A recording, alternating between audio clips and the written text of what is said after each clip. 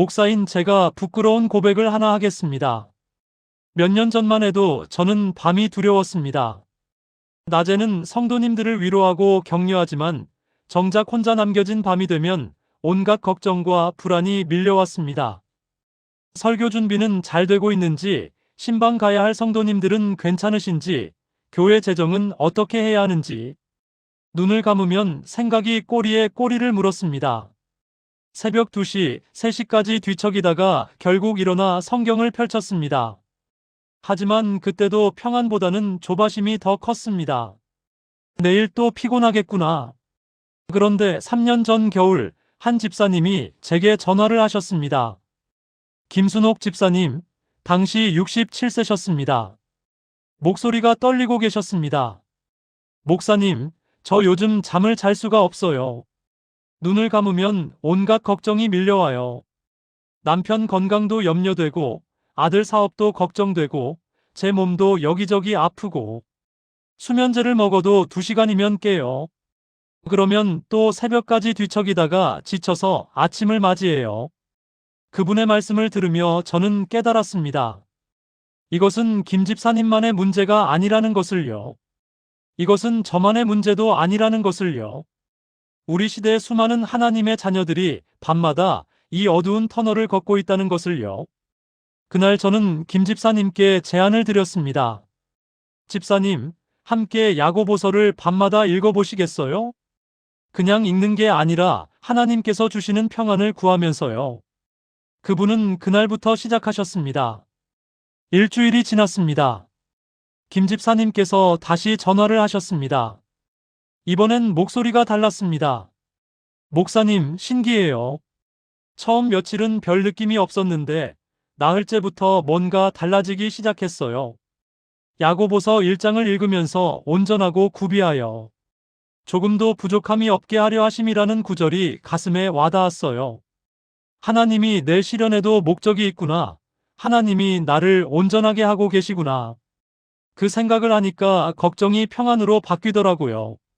한 달 후, 김 집사님은 완전히 달라져 계셨습니다. 여전히 상황은 어려웠습니다. 남편분은 여전히 아프셨고, 아들 사업도 여전히 힘들었고, 집사님 몸도 여전히 여기저기 불편하셨습니다. 하지만 집사님의 밤은 달라졌습니다. 걱정으로 가득했던 밤이 하나님의 평안으로 채워졌습니다. 수면제 없이도 잠들 수 있게 되셨습니다. 새벽에 깨도 두렵지 않게 되셨습니다. 오히려 그 시간을 하나님과 더 깊이 교제하는 시간으로 누리게 되셨습니다. 사랑하는 여러분, 오늘 밤 여러분도 이 평안을 경험하실 수 있습니다. 야고보서는 단 5장밖에 되지 않는 짧은 서신입니다. 하지만 이 안에는 우리의 밤을 바꾸는 놀라운 지혜가 담겨 있습니다. 시련 중에도 기쁨을 발견하는 비결이 있습니다. 흔들리는 믿음을 붙드는 방법이 있습니다. 말만 하는 신앙이 아닌 실천하는 믿음의 능력이 있습니다. 혀를 다스리는 지혜가 있습니다. 세상과 벗된 욕심을 버리는 길이 있습니다. 인내하며 기다리는 축복이 있습니다.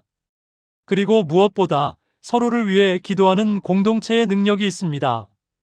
오늘 밤 저는 여러분과 함께 야고보서를 통해 하나님께서 우리에게 주시는 7가지 평안의 선물을 나누려 합니다. 이것은 단순한 성경 공부가 아닙니다.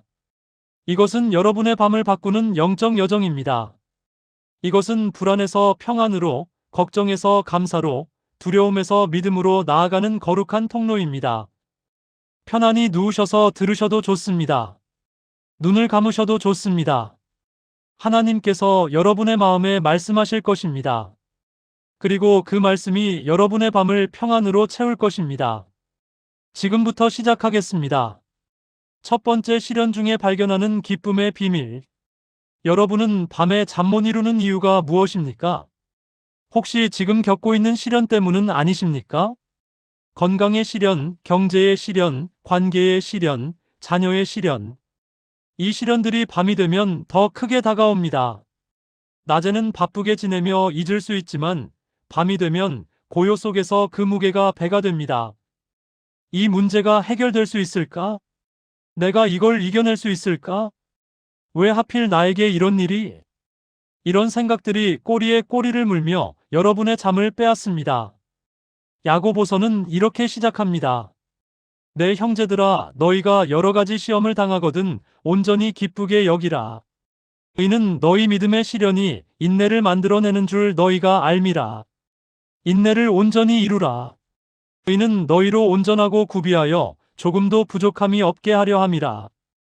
야고보서 1장 2절부터 4절입니다. 온전히 기쁘게 여기라. 이 말씀이 처음에는 이해가 안 될 수 있습니다. 시련을 기뻐하라니요? 고통 중에 기쁨을 느끼라니요? 하지만 야고보는 시련 그 자체를 기뻐하라는 게 아닙니다. 시련이 만들어내는 결과를 기뻐하라는 것입니다. 시련은 우리 믿음을 시험합니다. 그리고 그 시험을 통과하면 인내가 생깁니다. 그 인내가 온전히 이루어지면 우리는 온전하고 구비하여 조금도 부족함이 없는 사람이 됩니다. 이것이 하나님의 목적입니다. 하나님은 우리를 괴롭히려고 시련을 허락하시는 게 아닙니다. 우리를 온전케 하시려고 시련을 사용하십니다. 마치 금을 정제할 때 불을 사용하듯이 우리 안의 불순물을 제거하시고 순금 같은 믿음을 만드시는 것입니다. 부산에 사시는 박미경 권사님, 당시 62세의 이야기를 나눠드리겠습니다. 박 권사님은 30년을 다니던 회사에서 정리해고를 당하셨습니다. 은퇴를 2년 앞두고 벌어진 일이었습니다. 퇴직금도 제대로 받지 못했습니다. 남편은 이미 10년 전에 사업 실패로 빚만 남기고 세상을 떠나셨습니다. 대학생 막내 아들의 등록금은 아직 2년이나 남았습니다. 밤마다 박 권사님은 눈물로 베개를 적셨습니다. 하나님, 왜 이러십니까? 제가 뭘 잘못했습니까? 30년을 성실하게 일했는데, 교회도 빠지지 않고 나갔는데, 11조도 꼬박꼬박 드렸는데, 왜 이런 일이? 잠은 오지 않았습니다. 새벽 3시, 4시까지 천장만 바라보는 날들이 계속됐습니다. 그러던 어느 날 새벽 기도회에서 목사님이 야고보서 1장 2절부터 4절을 읽으셨습니다. 너희가 여러 가지 시험을 당하거든 온전히 기쁘게 여기라. 박 권사님은 화가 났습니다. 무슨 말씀이 이래? 이 고통을 기뻐하라고. 하지만 목사님은 계속 설명하셨습니다. 시련 그 자체가 아니라 시련이 만들어내는 결과를 보십시오. 하나님은 이 시련을 통해 여러분을 온전케 하십니다. 조금도 부족함이 없는 사람으로 만드십니다. 그날 밤 박 권사님은 다르게 기도하셨습니다. 하나님, 이 시련이 싫습니다. 두렵습니다. 하지만 주님이 이것을 통해 저를 온전케 하신다면 그 목적을 이루소서. 제가 이 과정을 통과하도록 도와주소서. 그 다음 날부터 조금씩 달라지기 시작했습니다. 여전히 상황은 어려웠습니다. 하지만 박 권사님의 마음에 작은 평안이 찾아왔습니다. 하나님이 목적이 있으시구나. 이것이 끝이 아니구나. 일주일 후 박 권사님은 작은 카페에서 아르바이트를 시작하셨습니다. 한 달에 120만 원. 회사 다닐 때에 13도 안 되는 금액이었습니다. 하지만 박 권사님은 감사했습니다. 2달 후 카페 사장님이 제안을 하셨습니다. 권사님, 일을 정말 꼼꼼하게 잘하시네요. 혹시 저희 카페 2호점 매니저를 맡아주실 수 있으세요? 그렇게 박 권사님은 매니저가 되셨습니다. 월급이 2배로 올랐습니다. 6개월 후 놀라운 일이 일어났습니다. 사장님이 사정이 생겨 카페를 정리하게 되었는데 박 권사님께 카페를 인수할 의향이 있는지 물으셨습니다. 권사님이 운영하시면 성공할 것 같아요. 제가 최대한 낮은 가격으로 넘겨드릴게요. 박 권사님은 교회 성도님들께 상황을 나눴고 몇 분이 투자를 해주셨습니다. 그렇게 박 권사님은 카페 사장님이 되셨습니다. 1년 후 그 카페는 지역에서 가장 사랑받는 카페가 되었습니다. 박 권사님의 따뜻한 마음과 성실함이 손님들을 감동시켰습니다. 지금 박 권사님은 카페 3호점까지 운영하고 계십니다. 아들 등록금도 문제없이 해결되었고 오히려 선교 헌금도 드릴 수 있게 되셨습니다. 박 권사님은 고백하셨습니다. 만약 그때 해고당하지 않았다면 저는 평생 회사원으로 살다가 은퇴했을 거예요. 하나님이 제 안에 숨겨두신 이 재능을 발견하지 못했을 거예요. 지금 생각하면 그 시련은 하나님의 축복이었어요. 정말 야고보서 말씀대로 저를 온전하고 구비하여 조금도 부족함이 없게 하려 하신 하나님의 계획이었어요. 사랑하는 여러분, 지금 여러분을 괴롭히는 그 시련이 있습니까? 그것이 밤마다 여러분의 잠을 빼앗습니까? 하나님께서 그 시련을 통해 여러분을 온전케 하고 계십니다. 그 시련이 지나가면 여러분은 전보다 더 강한 사람, 더 지혜로운 사람, 더 하나님을 의지하는 사람이 되어 있을 것입니다. 지금은 어둡지만 이 터널에는 끝이 있습니다. 그리고 그 끝에는 빛이 있습니다. 사랑하는 여러분, 지금 저와 함께 이렇게 기도해 보시겠습니까? 사랑의 하나님 아버지, 지금 제가 겪는 이 시련이 너무 힘듭니다. 하지만 주님께서 이 시련을 통해 저를 온전케 하신다는 것을 믿습니다. 이 시련이 인내를 만들고 그 인내가 저를 온전하고 구비하여 조금도 부족함이 없게 할 줄 믿습니다. 주님, 이 과정을 통과할 수 있도록 힘을 주소서. 시련 중에도 주님의 목적을 바라보게 하소서. 주님이 반드시 선한 결과로 이끄실 것을 믿습니다. 예수님의 이름으로 기도합니다. 아멘. 이 기도를 밤마다 드려보십시오. 여러분의 시련이 평안으로 바뀌는 것을 경험하실 것입니다. 그리고 이것이 끝이 아닙니다. 야고보서는 우리에게 더 놀라운 선물을 준비해두고 있습니다. 두 번째, 의심 없이 구하는 지혜의 능력. 밤에 잠 못 이루는 또 하나의 이유가 있습니다. 바로 어떻게 해야 할지 모르겠다는 막막함입니다. 앞날이 보이지 않습니다. 어떤 결정을 내려야 할지 모르겠습니다. 이 선택이 맞는지 저 선택이 맞는지 헷갈립니다. 그래서 밤새도록 이 생각 저 생각을 하다가 결국 아무 결론도 내리지 못한 채 지쳐서 아침을 맞이합니다. 야고보는 이런 우리에게 명확한 해답을 제시합니다. 너희 중에 누구든지 지혜가 부족하거든 모든 사람에게 후히 주시고 꾸짖지 아니하시는 하나님께 구하라. 그리하면 주시리라. 오직 믿음으로 구하고 조금도 의심하지 말라. 의심하는 자는 마치 바람에 밀려 요동하는 바다 물결 같으니. 야고보서 1장 5절부터 6절입니다. 이 말씀은 우리에게 세 가지를 알려줍니다. 첫째, 지혜가 부족한 것은 정상입니다. 야고보는 너희 중에 누구든지 지혜가 부족하거든이라고 말합니다. 만약에가 아니라 당연히 부족하다는 전제입니다. 우리는 다 지혜가 부족한 사람들입니다. 특히 어려운 상황에서는 더욱 그렇습니다. 그래서 부끄러워할 필요가 없습니다. 둘째, 하나님은 후히 주시고 꾸짖지 않으십니다. 우리가 지혜를 구할 때 하나님은 너는 왜 그것도 모르느냐고 꾸짖지 않으십니다. 오히려 기쁘게, 후하게, 아낌없이 주십니다. 마치 자녀가 아빠, 이거 어떻게 하는 거예요? 라고 물을 때 기쁘게 가르쳐주는 아버지처럼 말입니다. 셋째, 의심 없이 믿음으로 구해야 합니다. 이것이 가장 중요합니다. 하나님이 정말 내게 지혜를 주실까? 하고 의심하면 안 됩니다. 의심하는 자는 바람에 밀려 요동하는 바다 물결 같아서 아무것도 얻지 못합니다. 하지만 확신을 가지고 구하면 반드시 주십니다. 대구에 사시는 이영희 집사님, 당시 58세의 이야기입니다. 이 집사님은 대학생 딸아이의 진로 문제로 밤잠을 설치고 계셨습니다. 딸아이는 의대를 다니고 있었는데 3학년이 되어서 갑자기 의사가 되고 싶지 않다고 말했습니다. 엄마, 저 음악을 하고 싶어요. 의대를 그만두고 음악을 공부하고 싶어요.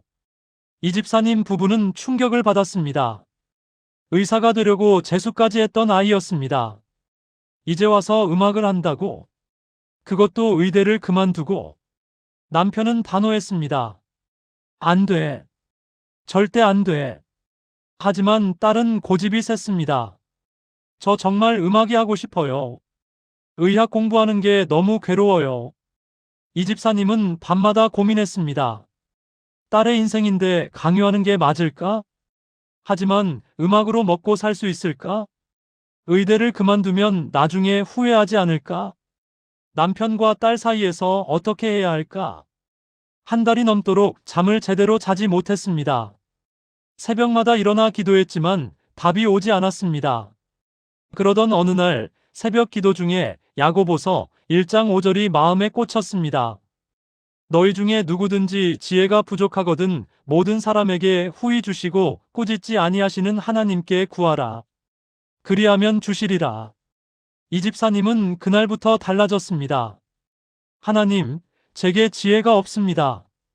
어떻게 해야 할지 모르겠습니다. 하지만 주님은 후히 주시고 꾸짖지 않으신다고 약속하셨습니다. 제게 지혜를 주소서. 의심하지 않고 믿음으로 구합니다. 그렇게 일주일을 기도했습니다. 그러던 어느 날, 이 집사님 마음에 평안이 찾아왔습니다. 그리고 한 가지 생각이 떠올랐습니다. 딸아이와 진지하게 대화를 해보자. 그리고 한 학기만 휴학하고 음악을 경험해보게 하자. 그 후에 다시 결정하게 하자. 이 집사님은 남편을 설득했습니다. 처음에는 반대하던 남편도 결국 동의했습니다.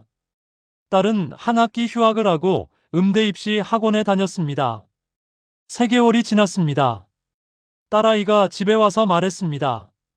엄마, 저 의대로 돌아갈래요. 이 집사님은 놀랐습니다. 왜? 음악이 하고 싶다고 했잖아. 딸은 눈물을 흘리며 말했습니다. 음악을 해보니까 알았어요. 제가 진짜 음악이 좋아서가 아니라 의학 공부가 힘들어서 도피하고 싶었던 거예요. 음악학원 다니면서 깨달았어요. 저한테는 음악보다 의학이 더 맞아요. 의사가 되어서 사람들을 돕고 싶어요. 그렇게 딸은 의대로 돌아갔습니다. 지금 그 딸은 소아과 의사가 되어 아이들을 치료하고 있습니다. 그리고 취미로 병원에서 환자들을 위한 음악 치료 프로그램을 운영하고 있습니다. 의학과 음악을 모두 살린 것입니다. 이 집사님은 고백하셨습니다. 그때 제가 불안하고 초조해서 성급하게 결정했다면 큰일 날 뻔했어요. 남편 말대로 무조건 반대했다면 딸과의 관계가 깨졌을 거예요. 제 고집대로 딸을 음대로 보냈다면 딸이 지금 후회하고 있을 거예요. 하지만 하나님께 지혜를 구했더니 정말 후히 주셨어요. 한 학기만 경험하게 하자는 그 지혜가 모든 것을 해결했어요. 사랑하는 여러분, 지금 어떤 결정을 앞두고 밤잠을 설치고 계십니까? 직장 문제입니까? 자녀 문제입니까? 건강 문제입니까? 경제 문제입니까? 하나님께 지혜를 구하십시오. 의심하지 말고 믿음으로 구하십시오. 하나님은 후히 주시고 꾸짖지 않으십니다. 반드시 여러분에게 필요한 지혜를 주실 것입니다. 사랑하는 여러분, 지금 저와 함께 이렇게 기도해 보시겠습니까? 지혜의 근원이신 하나님 아버지, 제게 지혜가 부족합니다. 앞으로 어떻게 해야 할지 모르겠습니다. 하지만 주님께서 모든 사람에게 후히 주시고 꾸짖지 아니하신다는 약속을 믿습니다. 지금 제게 필요한 지혜를 주소서. 어떤 결정을 내려야 할지, 어떤 길로 가야 할지 분별하게 하소서. 의심하지 않고 믿음으로 구합니다. 주님의 지혜가 저를 인도하실 것을 확신합니다. 예수님의 이름으로 기도합니다. 아멘. 이 기도를 매일 밤 드려보십시오. 하나님의 지혜가 여러분의 마음에 임하는 것을 경험하실 것입니다. 세 번째 말씀을 행하는 자의 축복. 우리가 밤에 불안한 또 다른 이유가 있습니다. 말씀을 알기는 하는데 실천하지 못하는 것에 대한 죄책감입니다. 성경을 읽었습니다. 설교를 들었습니다. 은혜를 받았습니다. 아, 이제 바꿔야지. 이제 다르게 살아야지. 하지만 일상으로 돌아오면 또 똑같습니다. 여전히 화를 냅니다. 여전히 불평합니다. 여전히 걱정합니다. 그래서 밤이 되면 자책합니다. 나는 왜 이 모양일까? 성경도 읽고 기도도 하는데 왜 변하지 않을까? 야고보는 이 문제의 핵심을 정확히 짚어줍니다. 너희는 말씀을 행하는 자가 되고 듣기만 하여 자신을 속이는 자가 되지 말라. 누구든지 말씀을 듣고 행하지 아니하면 그는 거울로 자기의 생긴 얼굴을 보는 사람과 같으니 제 자신을 보고 가서 그 모양이 어떠했는지를 곧 잊어버리거니와 자유롭게 하는 온전한 율법을 들여다보고 있는 자는 듣고 잊어버리는 자가 아니요 실천하는 자니 이 사람은 그 행하는 일에 복을 받으리라. 야고보서 1장 22절부터 25절입니다. 이 말씀은 우리에게 강력한 경고를 줍니다. 말씀을 듣기만 하고 행하지 않으면 자신을 속이는 것입니다. 마치 거울을 보고 내 얼굴에 먼지가 묻었네 하고는 씻지도 않고 그냥 가버리는 사람과 같습니다. 거울을 본 의미가 없습니다. 말씀도 마찬가지입니다. 읽고 듣고 은혜 받는 것으로 끝나면 아무 변화가 없습니다. 하지만 말씀을 실천하는 자는 그 행하는 일에 복을 받습니다. 서울에 사시는 최정숙 권사님, 당시 65세의 이야기입니다. 최 권사님은 교회를 30년 넘게 다녔습니다. 성경도 여러 번 통독했습니다. 새벽 기도도 빠지지 않았습니다. 하지만 최 권사님에게는 하나의 문제가 있었습니다. 며느리와의 관계였습니다. 아들이 결혼한 지 5년이 넘었는데 며느리와는 늘 불편했습니다. 며느리가 뭘 해도 마음에 안 들었습니다. 집안일을 하는 것도 마음에 안 들고 손주를 키우는 방식도 마음에 안 들고 말투도 행동도 모든 게 마음에 안 들었습니다. 그래서 늘 잔소리를 했습니다. 그렇게 하는 게 아니야. 이렇게 해야지. 요즘 며느리들은 왜 이렇게 게으른지 모르겠어. 며느리는 처음엔 참았지만 점점 지쳐갔습니다. 결국 며느리는 아들에게 말했습니다. 여보, 우리 분가하자. 더는 못 참겠어. 아들도 힘들었습니다. 엄마와 아내 사이에서 어떻게 해야 할지 몰랐습니다. 최 권사님은 이 사실을 알게 되었습니다. 밤마다 잠을 이룰 수 없었습니다. 내가 뭘 잘못한 거지? 며느리를 위해서 충고해 준 건데. 하지만 마음 깊은 곳에서는 알고 있었습니다. 자신이 며느리를 힘들게 했다는 것을요. 그러던 어느 주일 야고보서 1장 22절 말씀으로 설교가 있었습니다. 너희는 말씀을 행하는 자가 되고 듣기만 하여 자신을 속이는 자가 되지 말라. 최 권사님 가슴에 찔리는 게 있었습니다. 나는 30년 넘게 교회 다니면서 뭘 배웠지? 사랑하라고 배웠지. 온유하라고 배웠지. 겸손하라고 배웠지. 그런데 며느리에게 사랑을 베풀었나? 온유했나? 겸손했나? 그날 밤 최 권사님은 진지하게 기도했습니다.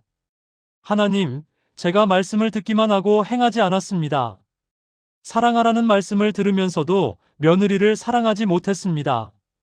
용서하라는 말씀을 들으면서도 며느리의 부족함을 용서하지 못했습니다. 이제 말씀을 행하는 자가 되게 하소서. 다음 날 아침 최 권사님은 며느리에게 말했습니다. 며리야, 미안해.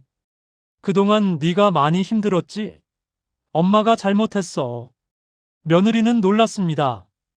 시어머니가 이렇게 말한 적이 한 번도 없었기 때문입니다. 최 권사님은 계속 말했습니다. 앞으로는 간섭 안 할게. 너희 방식대로 살아. 내가 하는 대로 다 좋아. 엄마는 그냥 손주나 보면서 도와줄게. 며느리는 눈물을 흘렸습니다. 어머니. 그날부터 최 권사님은 달라졌습니다. 며느리가 뭘 해도 잔소리하지 않았습니다. 오히려 칭찬했습니다. 며느리야, 밥 맛있다. 고마워. 며느리야, 집안 정리 깔끔하게 잘했네. 처음엔 어색했습니다. 칭찬하는 게 익숙하지 않았기 때문입니다. 하지만 계속하니까 점점 자연스러워졌습니다. 그리고 놀라운 일이 일어났습니다. 며느리가 먼저 다가왔습니다. 어머니, 제가 케이크 만들었는데 맛 좀 보세요. 어머니, 이거 어머니 드시라고 샀어요. 한 달, 두 달, 석 달이 지나자 관계가 완전히 회복되었습니다. 아들도 놀라워했습니다. 엄마, 무슨 일 있어요? 요즘 엄마 완전히 달라지셨어요. 최 권사님은 웃으며 말했습니다. 야고보서 1장 22절 때문이야. 말씀을 행하는 자가 되려고 노력하고 있어. 1년 후 며느리가 최 권사님께 편지를 썼습니다. 어머니, 사랑합니다. 어머니가 변하시는 모습을 보면서 저도 많이 배웠어요. 진짜 믿음이 뭔지, 진짜 사랑이 뭔지 어머니를 통해서 배웠어요. 감사합니다. 최 권사님은 그 편지를 읽으며 눈물을 흘렸습니다. 그리고 고백했습니다. 30년 교회 다니면서 이제야 진짜 신앙이 뭔지 알았어요. 말씀을 듣기만 하는 게 아니라 행하는 게 진짜 신앙이더라고요. 그리고 정말로 행하니까 복을 받았어요. 며느리와의 관계가 회복된 게 가장 큰 축복이에요. 사랑하는 여러분, 혹시 말씀을 알면서도 행하지 못해서 밤마다 자책하고 계십니까? 용서하라는 말씀을 알면서도 용서하지 못하고 있습니까? 사랑하라는 말씀을 알면서도 사랑하지 못하고 있습니까? 오늘부터 작은 것 하나라도 행해 보십시오. 말씀을 실천하는 자가 되십시오. 그러면 반드시 그 행하는 일에 복을 받을 것입니다. 사랑하는 여러분, 지금 저와 함께 이렇게 기도해 보시겠습니까? 살아계신 하나님 아버지, 저는 말씀을 많이 들었습니다. 하지만 듣기만 하고 행하지 못했습니다. 그래서 변화가 없었습니다. 이제 말씀을 행하는 자가 되게 하소서. 작은 것부터라도 실천하게 하소서. 용서하라 하시면 용서하고, 사랑하라 하시면 사랑하고, 섬기라 하시면 섬기게 하소서. 그리하여 그 행하는 일에 복을 받게 하소서. 예수님의 이름으로 기도합니다. 아멘. 이 기도를 드리고 오늘부터 한 가지만 실천해 보십시오. 여러분의 삶이 달라지는 것을 경험하실 것입니다. 네 번째, 혀를 다스리는 온전한 사람. 우리가 밤에 잠 못 이루는 또 다른 이유가 있습니다. 낮에 내뱉은 말 때문입니다. 화가 나서 함부로 한 말, 생각 없이 던진 말, 누군가를 판단하고 정죄한 말, 그 말들이 밤이 되면 되돌아옵니다. 왜 그런 말을 했을까? 저 사람이 얼마나 상처받았을까? 내가 너무 심했나? 후회와 자책이 밀려옵니다. 하지만 이미 내뱉은 말은 주워 담을 수 없습니다. 야고보는 혀의 문제를 매우 심각하게 다룹니다. 우리가 다 실수가 많으니 만일 말에 실수가 없는 자라면 곧 온전한 사람이라 능히 온몸도 굴레 씌우리라. 우리가 말들의 입에 재갈 물리는 것은 우리에게 순종하게 하려고 그 온몸을 제어하는 것이라. 또 배를 보라. 그렇게 크고 광풍에 밀려가는 것들을 지극히 작은 키로 사공의 뜻대로 운행하나니 이와 같이 혀도 작은 지체로 돼 큰 것을 자랑하도다. 야고보서 3장 2절부터 5절입니다. 야고보는 말합니다. 말에 실수가 없는 자가 온전한 사람이라고. 왜냐하면 혀는 작지만 온몸을 제어하는 능력이 있기 때문입니다. 말의 입에 재갈을 물리면 말 전체를 조종할 수 있습니다. 큰 배도 작은 키로 방향을 바꿀 수 있습니다. 마찬가지로 혀를 다스리면 우리 전체 삶을 다스릴 수 있습니다. 반대로 혀를 다스리지 못하면 우리 삶 전체가 무너집니다. 인천에 사시는 김영자 집사님, 당시 61세의 이야기입니다. 김 집사님은 교회에서 구역장을 맡고 계셨습니다. 열심히 섬기는 분이셨습니다. 하지만 한 가지 문제가 있었습니다. 말이 너무 직선적이고 날카로웠습니다. 좋게 말하면 솔직한 것이고 나쁘게 말하면 배려가 없는 것이었습니다. 구역 모임에서도 그랬습니다. 누가 간증을 하면 그건 좀 아닌 것 같은데요 라고 말했습니다. 누가 기도 제목을 나누면 그건 집사님이 욕심이 과한 거예요 라고 했습니다. 본인은 솔직하게 말하는 것뿐이라고 생각했지만 구역원들은 상처를 받았습니다. 하나둘씩 구역 모임에 나오지 않기 시작했습니다. 10명이던 구역원이 5명으로 줄었습니다. 그러던 어느 날 한 권사님이 김 집사님께 말했습니다. 집사님, 말씀 좀 조심하셔야 할 것 같아요. 집사님 말에 상처받는 사람들이 많아요. 김 집사님은 화가 났습니다. 내가 뭘 잘못했다고? 사실대로 말한 건데? 하지만 그날 밤 잠이 오지 않았습니다. 마음 깊은 곳에서 뭔가 찔리는 게 있었습니다.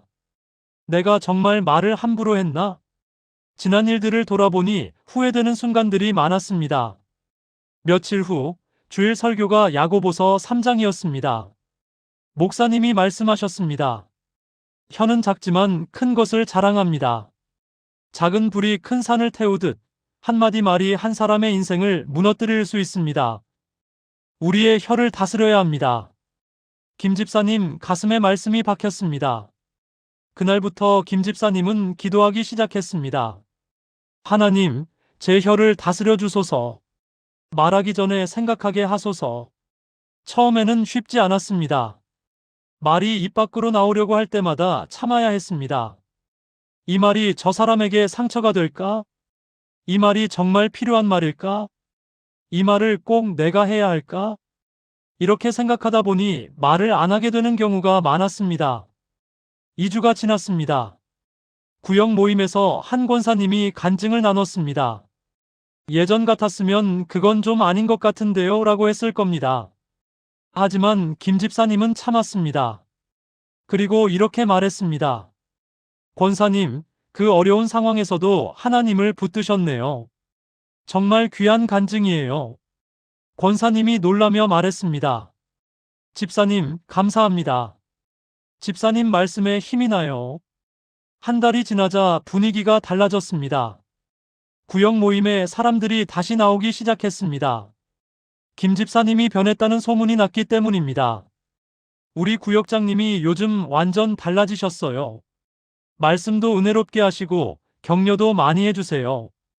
6개월 후 구역원이 15명으로 늘었습니다. 새로 오신 분들이 말했습니다. 집사님, 구역이 제일 따뜻하대서 왔어요. 1년 후 김 집사님은 모범 구역장으로 선정되었습니다.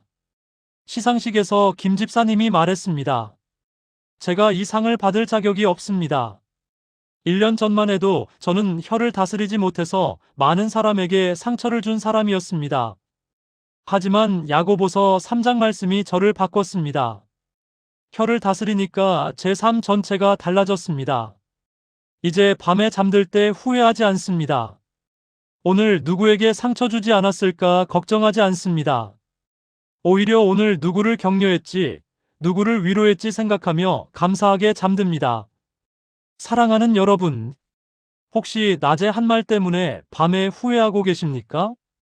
배우자에게 한 말, 자녀에게 한 말, 동료에게 한 말 때문에 잠을 이루지 못하십니까? 오늘부터 말하기 전에 생각하십시오. 이 말이 필요한 말인지, 이 말이 덕을 세우는 말인지, 이 말이 사랑의 말인지. 혀를 다스리면 여러분의 삶 전체가 달라질 것입니다. 사랑하는 여러분, 지금 저와 함께 이렇게 기도해 보시겠습니까? 거룩하신 하나님 아버지, 제 혀를 다스려 주소서. 작은 지체이지만 큰 것을 자랑하는 이 혀를 주님께 맡깁니다. 말하기 전에 생각하게 하시고 상처 주는 말 대신 위로의 말을 하게 하소서. 비판하는 말 대신 격려의 말을, 정죄하는 말 대신 사랑의 말을 하게 하소서. 혀를 다스림으로 온전한 사람이 되게 하소서. 예수님의 이름으로 기도합니다. 아멘. 이 기도를 매일 아침 드려보십시오. 하루하루 여러분의 말이 달라지는 것을 경험하실 것입니다. 5번째, 세상과 벗되지 않는 지혜. 밤에 잠 못 이루는 또 다른 이유가 있습니다. 세상의 유혹과 욕심 때문입니다. 다른 사람과 비교하며 부러워합니다. 저 사람은 좋은 집에 사는데 나는 왜 이럴까? 저 사람은 자녀가 성공했는데 우리 아이는 왜 이럴까? 저 사람은 건강한데 나는 왜 아플까? 이런 생각이 꼬리를 물면 욕심이 생깁니다. 더 가지고 싶고, 더 되고 싶고, 더 인정받고 싶습니다. 하지만 채워지지 않습니다. 그래서 밤이 되면 허무하고 불안합니다. 야고보는 이 문제의 본질을 꿰뚫어 봅니다. 가늠한 여인들아, 세상과 벗된 것이 하나님과 원수됨을 알지 못하느냐. 그런즉 누구든지 세상과 벗이 되고자 하는 자는 스스로 하나님과 원수 되는 것이니라. 너희가 하나님께 더 가까이 가라. 그리하면 하나님이 너희에게 가까이 하시리라. 야고보서 4장 4절과 8절입니다. 이 말씀은 강렬합니다. 세상과 벗된 것이 하나님과 원수됨이라고 말합니다. 세상의 가치관, 세상의 욕심, 세상의 기준으로 살면 하나님과 멀어진다는 뜻입니다. 하지만 하나님께 가까이 가면 하나님이 우리에게 가까이 오십니다.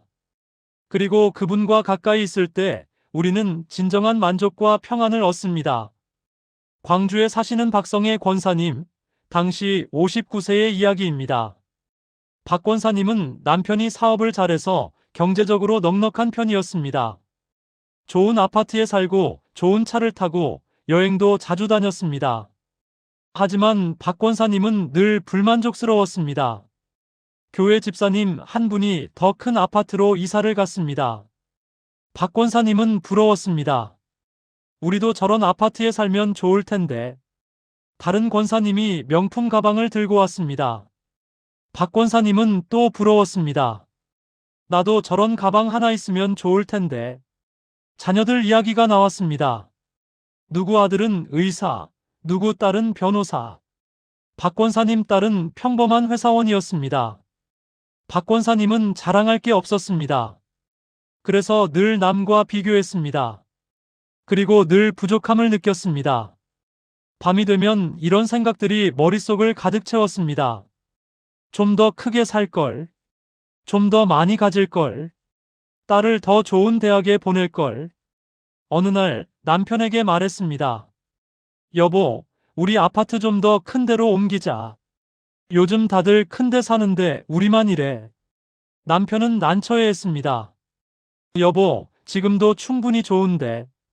그리고 지금 집값이 너무 올라서. 박 권사님은 화가 났습니다. 당신이 사업을 더 잘했으면 이런 걱정을 하나. 그날 밤도 잠을 이룰 수 없었습니다. 그러던 어느 주일, 야고보서 4장 말씀이 선포되었습니다. 세상과 벗된 것이 하나님과 원수됨을 알지 못하느냐. 박 권사님 가슴에 말씀이 꽂혔습니다. 나는 지금 세상과 벗이 되어 있구나. 세상의 기준으로 남과 비교하고 세상의 가치관으로 만족과 불만족을 느끼고 있구나. 그래서 하나님과 멀어진 거구나. 그날부터 박 권사님은 달라지기 시작했습니다. 매일 아침 기도했습니다. 하나님, 제가 주님께 가까이 갑니다. 주님도 제게 가까이 오소서. 세상의 기준이 아니라 주님의 기준으로 살게 하소서. 그리고 감사일기를 쓰기 시작했습니다. 지금 가진 것에 감사하는 연습을 한 것입니다. 오늘 감사한 것 건강한 가족, 따뜻한 집, 맛있는 밥, 교회, 친구들, 좋은 날씨. 처음에는 어색했습니다. 늘 부족한 것만 보던 사람이 감사를 찾으려니 쉽지 않았습니다. 하지만 매일 하다 보니 점점 보이기 시작했습니다.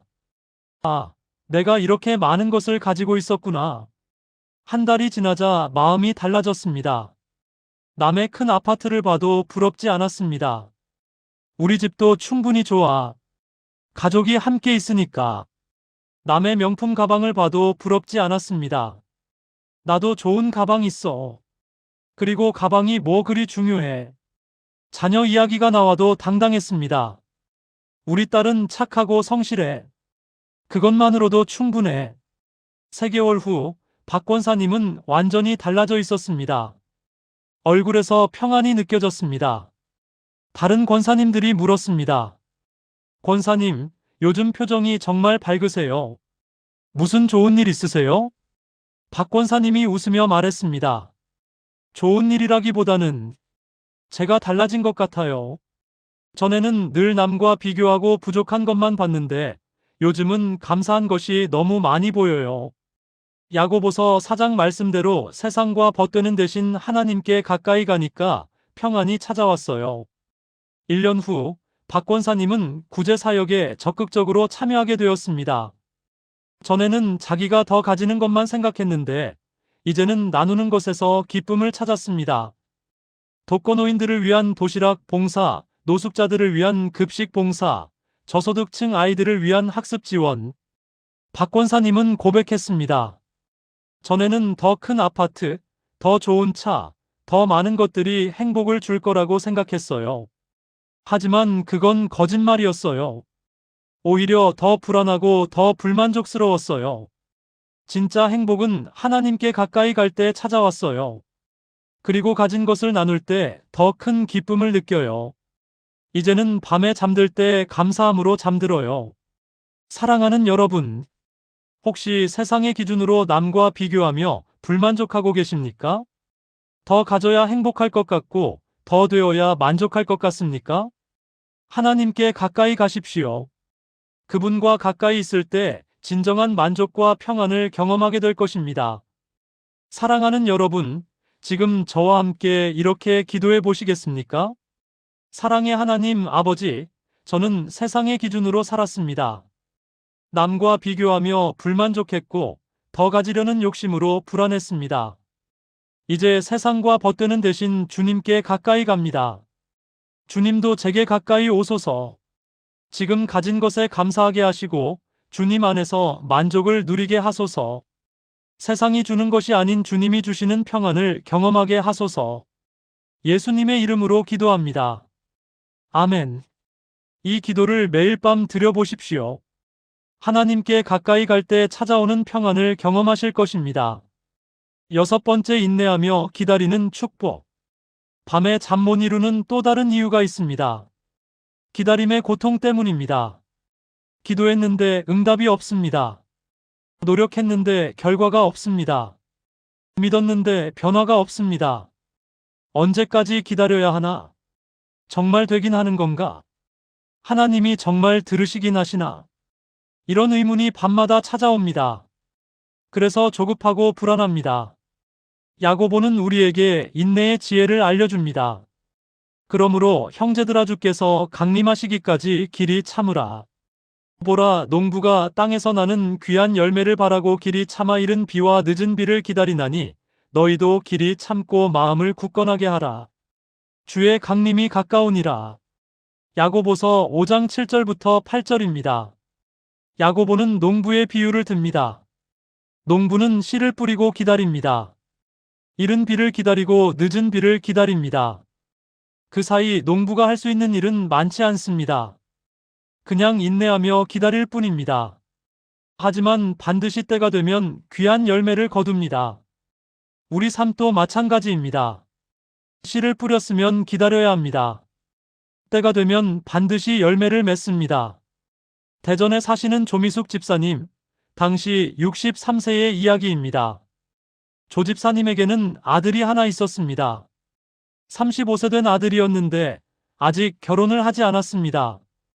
그것도 문제였지만 더 큰 문제는 아들이 교회를 나오지 않는다는 것이었습니다. 어릴 때는 잘 따라왔습니다. 중학교, 고등학교 때까지도 주일학교에 열심히 나왔습니다. 하지만 대학에 가면서 달라졌습니다. 엄마, 나 교회 안 나갈래. 믿음이 안 생겨. 조 집사님은 충격을 받았습니다. 설득했지만 소용없었습니다. 그때부터 조 집사님은 매일 아들을 위해 기도했습니다. 하나님, 우리 아들을 교회로 돌아오게 하소서. 1년이 지나도 변화가 없었습니다. 2년, 3년이 지나도 마찬가지였습니다. 아들은 여전히 교회에 나오지 않았습니다. 5년, 10년이 지났습니다. 조 집사님은 지쳤습니다. 정말 되긴 하는 걸까? 내가 헛되이 기도하는 건 아닐까? 특히 밤에 이런 생각이 심했습니다. 잠을 이루지 못하고 뒤척이며 울었습니다. 15년이 되던 해, 어느 주일 야고보서 5장 말씀이 선포되었습니다. 농부가 땅에서 나는 귀한 열매를 바라고 길이 참아 이른 비와 늦은 비를 기다리나니 너희도 길이 참고 마음을 굳건하게 하라. 조 집사님은 그 말씀을 듣고 깨달았습니다. 나는 지금 농부와 같구나. 씨를 뿌렸고 이제 기다리는 과정이구나. 농부가 씨를 뿌리고 다음날 열매를 기대하지 않듯이 나도 조급해할 필요가 없구나. 그날부터 조 집사님의 기도가 달라졌습니다. 하나님, 아들이 언제 돌아올지 모르겠습니다. 하지만 주님의 때를 기다리겠습니다. 농부처럼 인내하며 기다리겠습니다. 주님이 반드시 이루실 것을 믿습니다. 그리고 조급함을 내려놓았습니다. 매일 아들을 재촉하고 잔소리하던 것을 멈췄습니다. 대신 그냥 사랑으로 대했습니다. 아들이 집에 오면 맛있는 음식을 해주고 힘든 일이 있으면 들어주고 아프면 돌봐줬습니다. 교회 이야기는 거의 하지 않았습니다. 그저 기도만 했습니다. 1년이 더 지났습니다. 어느 날 아들이 말했습니다. 엄마, 요즘 엄마 많이 달라지셨어요. 전에는 맨날 교회 나오라고 잔소리하셨는데 요즘은 안 하시네요. 조집사님이 웃으며 말했습니다. 엄마가 깨달았어. 내가 교회 나오는 것도 중요하지만 내가 행복한 게 더 중요한 것 같아. 엄마는 그냥 내가 건강하고 행복하면 돼. 아들이 눈물을 글썽이며 말했습니다. 엄마, 감사해요. 그리고 사실 요즘 생각이 좀 바뀌고 있어요. 조집사님은 놀랐지만 아무 말도 하지 않았습니다. 3개월 후 아들이 말했습니다. 엄마, 이번 주 일요일에 교회 한번 가볼까요? 조집사님은 눈물이 났습니다. 하지만 태연한 척 했습니다. 그래, 그러자. 엄마가 맛있는 거 사줄게. 그날부터 아들은 교회에 나오기 시작했습니다. 처음에는 한 달에 1번, 그 다음에는 한 달에 2번, 6개월 후에는 매주 나왔습니다. 1년 후 아들은 청년부에 등록했습니다. 그리고 그곳에서 좋은 자매를 만나 연애를 시작했습니다. 2년 후 아들은 결혼했습니다. 신앙이 좋은 자매와 결혼해서 지금은 부부가 함께 교회를 섬기고 있습니다. 조집사님은 고백했습니다. 17년이 걸렸어요. 17년. 그 긴 시간 동안 저는 조급했고, 불안했고, 때로는 포기하고 싶었어요. 하지만 야고보서 5장 말씀이 저를 붙들었어요. 농부처럼 인내하며 기다리라는 그 말씀이요. 그리고 정말로 때가 되니까 귀한 열매를 거뒀어요. 지금 생각하면 그 17년의 기다림도 하나님의 계획이었어요. 그 시간 동안 저도 성숙해졌고 아들도 준비되었어요. 사랑하는 여러분, 혹시 지금 기다리는 것이 있습니까? 기도했는데 응답이 보이지 않습니까? 씨를 뿌렸는데 열매가 보이지 않습니까? 농부처럼 인내하며 기다리십시오. 반드시 때가 되면 귀한 열매를 거두게 될 것입니다. 사랑하는 여러분, 지금 저와 함께 이렇게 기도해 보시겠습니까? 신실하신 하나님 아버지, 저는 지금 기다리고 있습니다. 기도했는데 응답이 보이지 않고 노력했는데 결과가 보이지 않습니다. 하지만 농부가 인내하며 이른 비와 늦은 비를 기다리듯 저도 주님의 때를 기다리겠습니다. 조급함을 내려놓고 마음을 굳건하게 하겠습니다. 주님이 반드시 때가 되면 귀한 열매로 채워주실 것을 믿습니다. 주의 강림이 가까움을 믿고 인내하며 기다리겠습니다. 예수님의 이름으로 기도합니다. 아멘. 이 기도를 드리며 오늘도 인내하십시오. 여러분의 기다림은 헛되지 않을 것입니다. 7번째, 서로를 위해 기도하는 공동체. 마지막으로 우리가 밤에 평안히 잠들 수 있는 비결이 있습니다. 혼자가 아니라는 것을 아는 것입니다. 나만 아픈 게 아닙니다. 나만 힘든 게 아닙니다. 우리에게는 함께 기도하는 공동체가 있습니다. 서로를 위해 기도하고 서로의 짐을 나누는 가족이 있습니다. 야고보는 서신의 마지막을 이렇게 마무리합니다. 그러므로 너희 죄를 서로 고백하며 병이 낫기를 위하여 서로 기도하라. 의인의 간구는 역사하는 힘이 큽니다. 엘리야는 우리와 성정이 같은 사람이로되 그가 비가 오지 않기를 간절히 기도하며 3년 6개월 동안 땅에 비가 오지 아니하였고 다시 기도하니 하늘이 비를 주고 땅이 열매를 맺었느니라. 야고보서 5장 16절부터 18절입니다.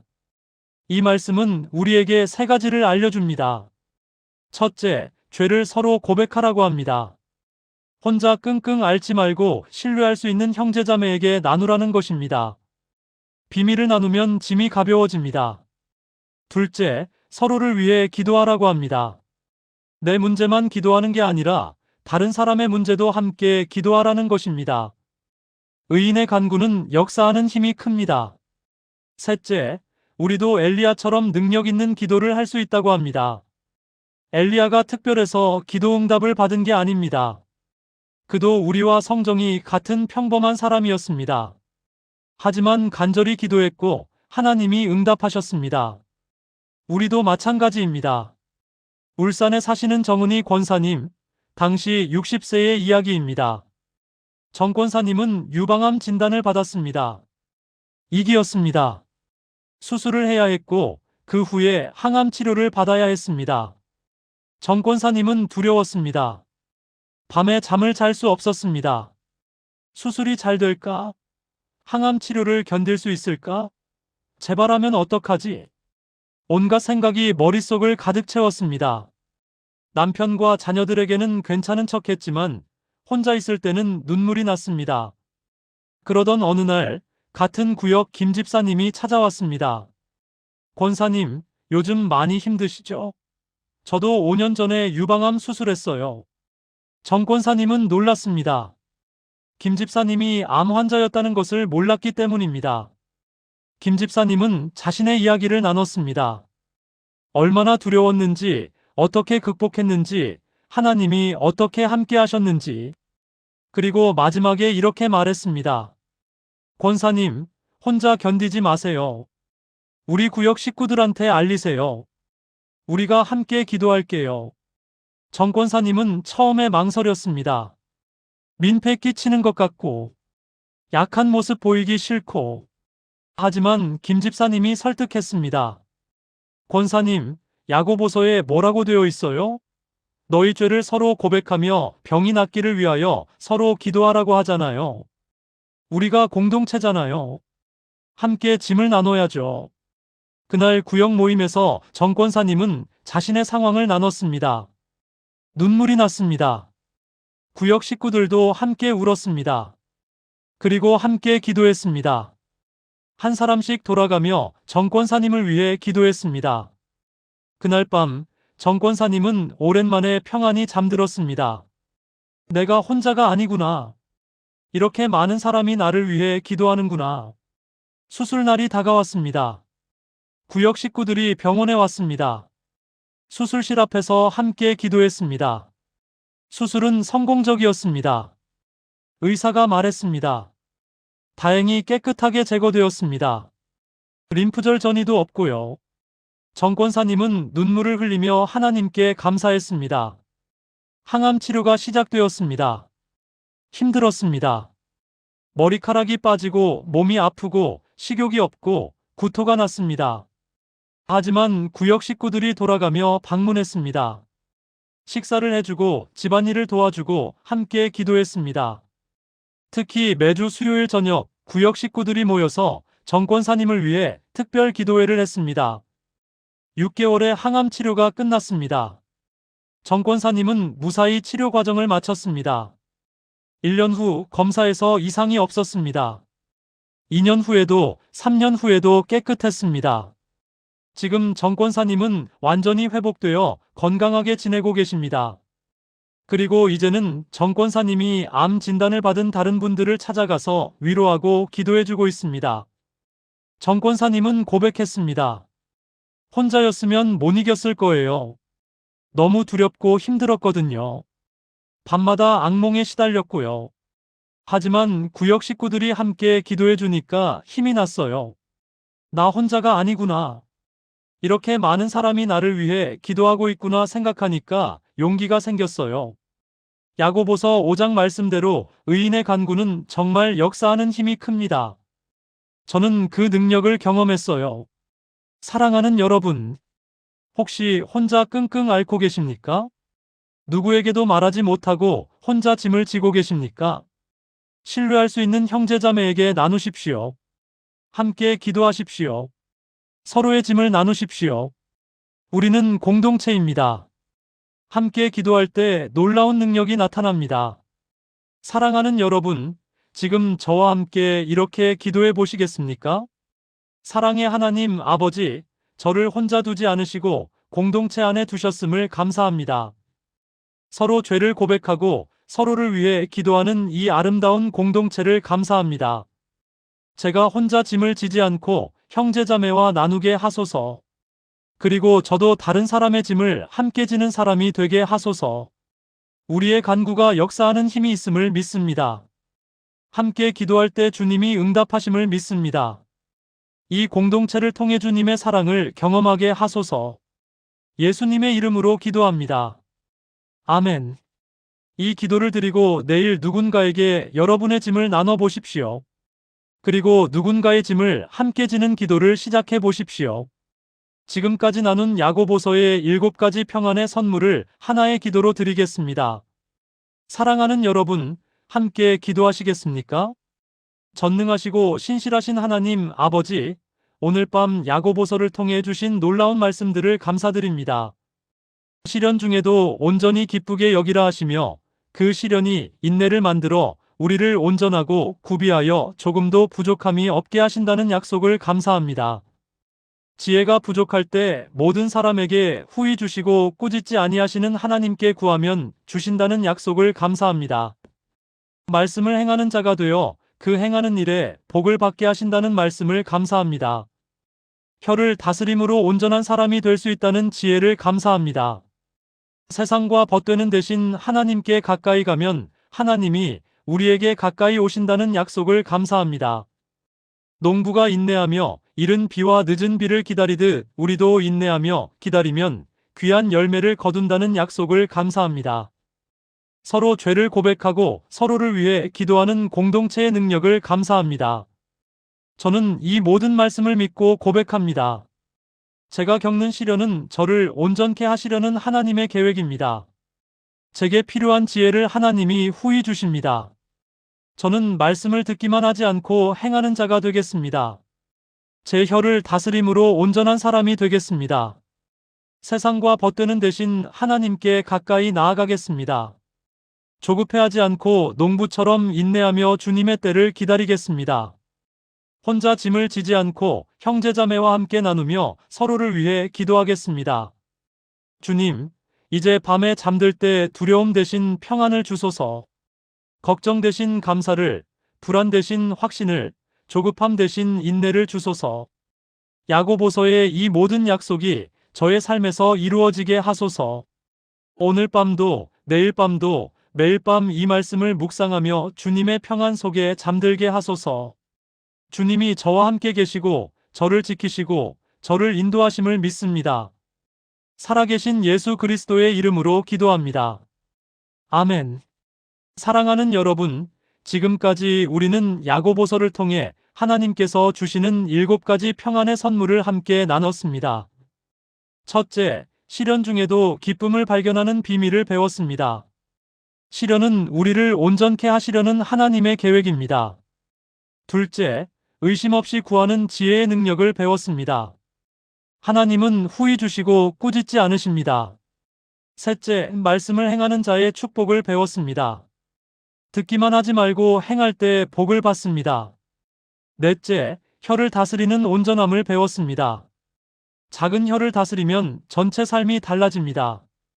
다섯째, 세상과 벗되지 않는 지혜를 배웠습니다. 하나님께 가까이 갈 때 진정한 만족을 얻습니다. 여섯째, 인내하며 기다리지게 속는 축복을 배웠습니다. 농부처럼 때를 기다리면 귀한 열매를 거둡니다. 일곱째, 서로를 위해 기도하는 공동체의 능력을 배웠습니다. 함께 기도할 때 놀라운 역사가 일어납니다. 이 7가지가 여러분의 밤을 바꿀 것입니다. 불안한 밤이 평안한 밤으로, 두려운 밤이 감사한 밤으로, 외로운 밤이 하나님과 동행하는 밤으로. 오늘 밤부터 이 말씀들을 하나씩 실천해 보십시오. 시련을 만나면 하나님의 목적을 바라보십시오. 지혜가 필요하면 의심 없이 구하십시오. 말씀을 들으면 행하십시오. 말하기 전에 생각하십시오. 세상의 기준 대신 하나님의 기준으로 사십시오. 조급해하지 말고 인내하며 기다리십시오. 혼자 짐을 지지 말고 함께 나누십시오. 여러분이 이 말씀대로 살아갈 때 여러분의 밤은 평안으로 채워질 것입니다. 그리고 평안한 밤은 새로운 아침을 선물할 것입니다. 감사와 기쁨으로 가득한 아침을요. 혹시 이 영상이 도움이 되셨다면 좋아요를 눌러주시고 댓글로 여러분의 이야기를 나눠주세요. 오늘 밤부터 이렇게 실천하겠습니다라고 고백해 주시면 큰 힘이 됩니다. 그리고 잠 못 이루는 분이 주변에 계시다면 이 영상을 공유해 주세요. 야고보서의 평안이 그분에게도 전해질 것입니다. 마지막으로 여러분을 축복합니다. 오늘 밤 여러분이 평안히 잠드시기를 축복합니다. 시편 4편 8절 말씀처럼 평안히 눕고 자기도 하리니 나를 안전히 살게 하시는 이는 오직 여호와이시니이다. 하나님께서 여러분을 안전히 지키시고 평안히 쉬게 하시며 내일 아침 새 힘으로 일어나게 하실 것입니다. 야고보서의 모든 약속이 여러분의 삶에서 이루어지기를 예수님의 이름으로 축복합니다. 편안한 밤 되십시오. 하나님이 여러분과 함께 계십니다.